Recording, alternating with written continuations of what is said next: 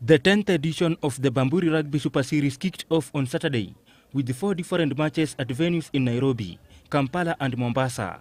Fans were treated with a double header at the Kenya Rugby Union grounds as cheetahs engaged Nguvu Sharks in the lunchtime kickoff before rhinos destroyed Victoria in the other tie.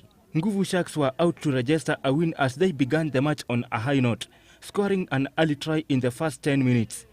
It was a repeat of last year's semi-final clash between the two sides, and Sharks were out with a revenge mission after the cheetahs slammed the brakes on what looked like a promising campaign for the university students until that point. Weka hiyo rege wakati Civil anakuja, nipatie instrumental. Civil wapi na hiyo stage?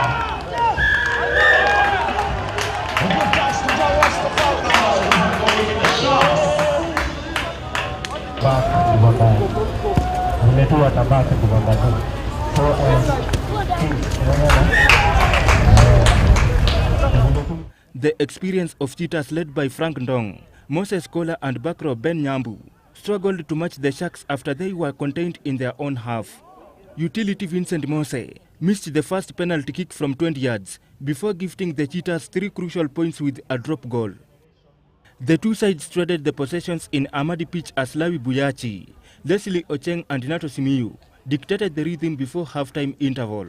After the break, head coach Paul Odera made changes in the Nguvu Sharks playing unit that saw them hang on to the 7-6 lead.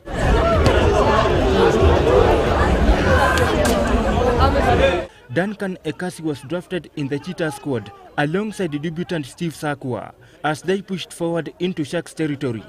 Leslie Ocheng scored a try deep into stoppage time that was enough to separate the two rivals. The Cheetahs escaped with 11-7 win as they cemented their dominance over the Sharks in this year's title challenge.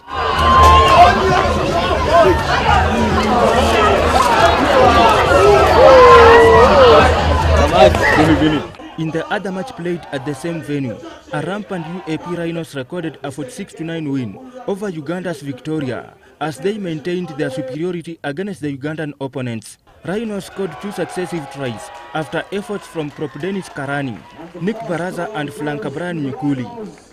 Victoria's scrum half Faisal Gama scored a drop goal following an infringement on Roland Bahendeka before the break.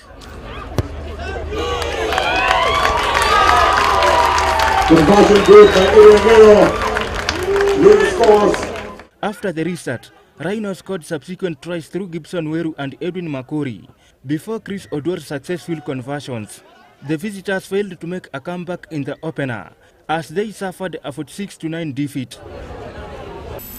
The SDB Transami Cheetahs won their opening match of the Bamburi Super Series against a determined Nguvu Sharks at the Kenya Rugby Union grounds.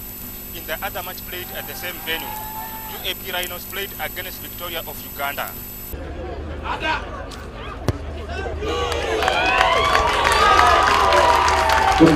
In the other matches played, Uganda representatives Ruwenzori secured a 33-3 win over the Mimia Sugar Buffaloes in Kampala, while the Lions registered an impressive 42-7 win over the Coastal Bulls in Mombasa.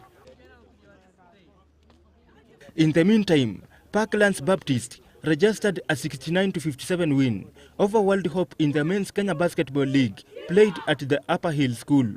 Parklands won the first quarter before World Hope made a comeback in the second quarter through the hardworking Edith Shaban and Leon Mugo.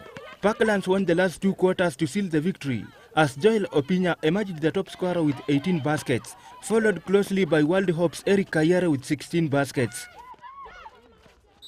In the Women's League match played at the same venue, Shimba Hills handed Predators a 90-28 humiliation defeat as they won all their 4 periods. The aging Predators failed to sparkle as they were overwhelmed by the youthful Coastal representatives. The creative Lynette Juma outplayed Predators Pamela Ikonga and Winnie Kanani in a one-sided affair before Data Audencia scored 14 baskets for Shimba Hills, one better than compatriot Deborah Atieno. Strathmore emerged winners against Terra with 48 baskets against 39 baskets.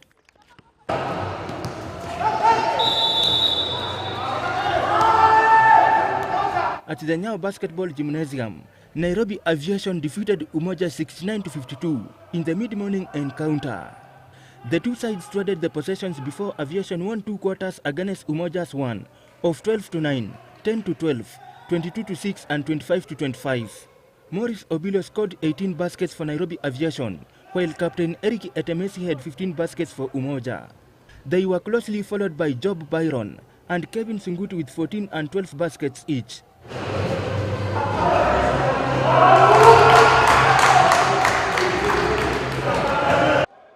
Emiba engaged Trailblazers in the other fixture.